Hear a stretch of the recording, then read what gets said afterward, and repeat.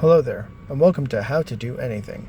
In today's video, I'm going to teach you how to use your blinker. This is a very important thing to do when you're driving, because it is common courtesy to alert someone as to whether you are doing a left or right turn, or if you are merging from the left lane to the right lane or right lane to left lane, or when you're merging off an exit or going onto an off-ramp. This is very important. What you want to do is you want to take your fingers, these guys right here, and if you want to turn left, you press down. This arrow pops up, meaning I am turning left.